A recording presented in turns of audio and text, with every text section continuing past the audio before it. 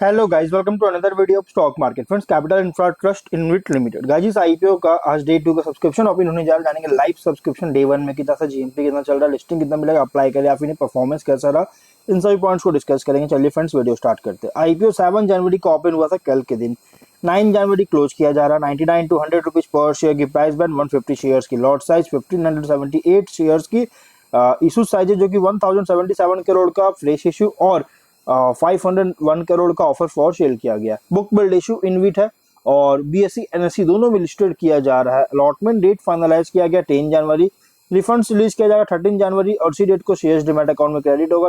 14 जनवरी listing date रखा गया है। ऑफर दिया गया QIB 75%, HNI 25% का। और यहाँ पे जो अप्लाई कर सकते हैं, रिटेल 1 लॉट अप्लाई कर सकते हैं, मिनिमम 150 शेयर्स मिलेंगे, मैक्सिमम 13 लॉट अप्लाई कर सकते हैं, 1950 शेयर्स मिलेंगे। Small HNI minimum 14 lot apply कर सकते हैं, 2100 शेयर्स मिलेंगे। मैक्सिमम 66 लॉट अप्लाई कर सकते हैं, 9900 शेयर्स मिलेंगे। Big HNI minimum 67 lot apply कर सकते हैं, 10,050 शेयर्स मिलेंगे। एंकर इन्वेस्टर से 710 करोड़ का फंड रेज हो चुका है। और अगर हम बात करें गाइस, कंपनी में सब्सक्रिप्शन जो हुआ 0.39 टाइम के सब्सक्राइब किया, मतलब कि अराउंड 39% का सब्सक्रिप्शन देखने को मिला है डे 1 में। जीएमपी इसका अपडेट नहीं किया गया, इसका जीएमपी जो है अपडेट नहीं किया गया, इसलिए लिस्टिंग बता पाना पॉसिबल नहीं है।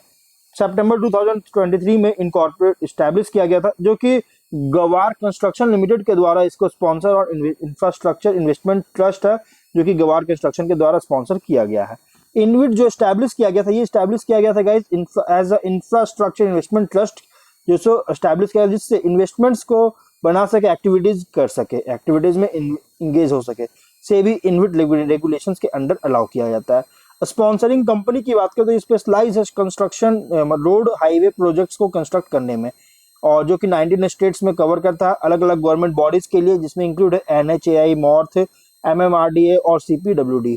दिसंबर 24 के अकॉर्डिंग पोर्टफोलियो में 26 रोड प्रोजेक्ट्स था, जो कि HAM किया गया था, हाइब्रिड एन्युटी मोड था, NHAI के साथ, national highway authority of India के साथ, जिसमें से 11 जो प्रोजेक्ट था ये कंप्लीटेड था और 5 एक्वायर किया गया था एसेट्स का सद्भाव इंफ्रा प्रोजेक्ट्स लिमिटेड के द्वारा, जो कि लिमिटेड जो है यहाँ पे एक्वायर किया गया था, जो कि सद्भाव इंफ्रा के द्वारा ओन किया गया।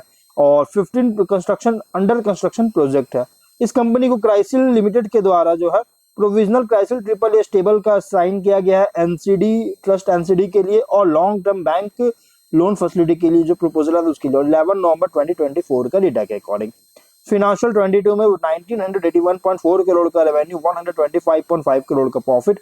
23 में 2518.9 करोड़ का रेवेन्यू, प्रॉफिट 497 करोड़ का। 24 में 1543 करोड़ का रेवेन्यू, 125 करोड़ का प्रॉफिट है। यहाँ पे फिनेंशियल अगर देखा जाए तो 22 के कंपैरिजन में 23 में बहुत स्ट्रॉन्ग जंप देखने को मिला है, लेकिन 24 में थोड़ा गिरावट आई है। 1543 करोड़ का रेवेन्यू, 125.7 करोड़ का प्रॉफिट, जो ये थोड़ा गिरावट देखने को मिला है प्रॉफिट यहाँ पे 24 में। तो वही अगर फर्स्ट हाफ की बात करें, 792.2 करोड़ का रेवेन्यू, 115.4 करोड़ का प्रॉफिट है।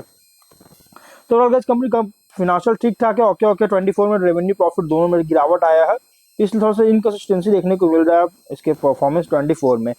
और कुछ रिस्की पॉइंट की बात करेंगे तो ये जो है कंपनी जो है ये रजिस्टर्ड किया गया as infrastructure investment trust SEBI के साथ, जो कि 7 मार्च 2024 में रजिस्टर्ड किया गया था, रिसेंटली रजिस्टर किया गया है। और इसलिए गाइस नए एस्टैब्लिश होने के कारण गाइस कोई भी ऑपरेटिंग हिस्ट्री इसका नहीं है अभी भी, और इसलिए गाइस इसके फ्यूचर ग्रोथ प्रोस्पेक्ट्स के एक्यूरेसी का कोई भी डिग्री मेंटेन प्रेडिक्ट करना गाइस चैलेंजेस फेस कर सकता है।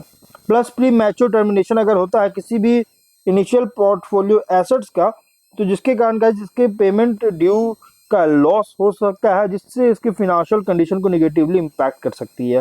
प्लस 9 इनिशियल पोर्टफोलियो एसेट्स का जो प्रोजेक्टेड रेवेन्यू जनरेट हुआ था ऑपरेशन से, जो कि 9 एसेट्स का, जो 25 में 1044 करोड़ का एसेट्स था, और 26 में 23 में जो है 686 करोड़ का एसेट्स था, 24 में 695 करोड़ का, और अभी रिसेंटली है 1044 करोड़ का। इसलिए रेवेन्यू जो हेवीली रिलाई करता है कंसिस्टेंट एन्युटी पेमेंट्स पर और इनकम इंटरेस्ट इनकम पर, जो कि NHAI से जनरेट करती है। इसलिए गाइस अगर ये टैक्सेशन लॉ एप्लीकेबल में कोई चेंजेस अगर आता है ट्रस्ट को लेकर, तो गाइस रेवेन्यू अफेक्ट कर सकता है, जिससे कोई भी नेगेटिव इम्पैक्ट पड़ सकता है रेवेन्यू का इन एसेट से, जिससे बिजनेस और ओवरऑल परफॉर्मेंस पर, ऑपरेशन पर हार्म कर सकता है। कंपनी का जो सर्टेन प्रोजेक्ट एसपीवीज या स्पॉन्सर ट्रस्टी जो है ऑनगोइंग लीगल प्रोसीडिंग्स में इन्वॉल्व है, एडवर्स जजमेंट आने के कारण गाइस बिजनेस प्रोस्पेक्ट्स को हार्म कर सकती है। सितंबर 30 के अकॉर्डिंग कंडीशन लायबिलिटी है 11 करोड़ का, जिसको मटेरियलाइज अगर करती है तो फिनेंशियल कंडीशन को भी अफेक्ट कर सकता है। अनएक्सपेक्टेड रिडक्शन अगर होता है कैश फ्लो में प्रोजेक्ट एसपीवीज के द्वारा, या अनएंटिसिपेटेड इंक्रीज होता है पेमेंट्स में इन एस्क्रो अकाउंट्स से, तो जिसके कारण इसका जो पेमेंट ऑब्लिगेशंस को जो मीट करने की एबिलिटी है उसको हिंडर कर सकती है, जिससे कंपनी का जो कैपेसिटी है अनसेक्योर्ड सबऑर्डिनेट लोन्स को रीपे करने का स्पॉन्सर और लोन्स के द्वारा, और जो कि सीनियर लेंडर्स के से ओ किया गया था, इसको अफेक्ट कर सकता है। ट्रस्ट रिलाई करता है investment manager, project management manager और ट्रस्टी पर, ओवरसी बिजनेस और एसेट्स को ओवरसी करता है, जो कि अगर एंटिटीज में कोई भी अगर एंटिटीज फेल होता है इफेक्टिवली परफॉर्म करने में, तो इसकी वजह से ट्रस्ट का जो financial condition, cash flow ability जो है, अर्निंग्स का डिस्ट्रीब्यूट करना, ये हार्म कर सकता है। जिससे एडिशनली राइट्स जो है ट्रस्ट का, ये मतलब कि राइट्स और यूनिट होल्डर जो है इसको मतलब कि क्लेम्स को रिकवर करने के लिए जो है एंटिटीज के द्वारा इसको लिमिट कर सकती है। प्लस 30 सितंबर के अकॉर्डिंग फिनेंशियल कोवेनेंट्स जो है सर्टेन फाइनेंसिंग एग्रीमेंट के अकॉर्डिंग 3355 करोड़ का, अगर इसको रीपे नहीं कर पाता है या फिर फाइनेंशियल एग्रीमेंट को फुलफिल नहीं कर पाता, तो फाइनेंशियल पोजीशन को भी डेट्रीमेंटल कर सकता है। तो ये कुछ रिस्की पॉइंट भी है। अगर हम इसकी जीएमपी की बात करें तो जीएमपी अपडेट नहीं किया गया, सिस्टम बनाना पॉसिबल नहीं है। ऑब्जेक्टिव क्या है, तो प्रोजेक्ट एसपीवी का लोन प्रोवाइड करना चाहता है एक्सटर्नल बोरिंग्स के द्वारा, जो कि रिपे किया, एक्सटर्नल बोरिंग्स से जो लिया गया था उसको रिपे करने के लिए। और यहाँ पे अगर देखिए तो प्रोजेक्ट लोन्स प्रोवाइड करना चाहता है प्रोजेक्ट एसपीवीज के द्वारा, जो कि अनसिक्योर्ड लोन्स का रिपेमेंट करना चाह रही है। इसके लिए आईपीओ लिया जाएगा, जो कि स्पॉन्सर के द्वारा किया गया था। तो ओवरऑल कंपनी जो है गवार ग्रुप के द्वारा इंफ्रास्ट्रक्चर इन्वेस्टमेंट ट्रस्ट है, स्पॉन्सर किया जा रहा है।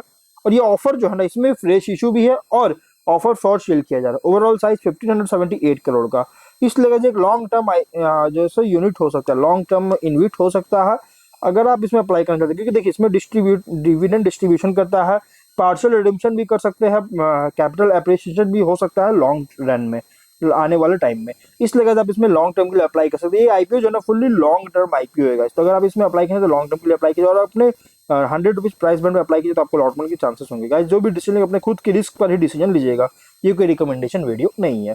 तो हम लोग वीडियो कहीं पर एंड करते हैं। अगर कोई डाउट है कमेंट बॉक्स में पूछे। मिलते हैं नेक्स्ट वीडियो में। बाय।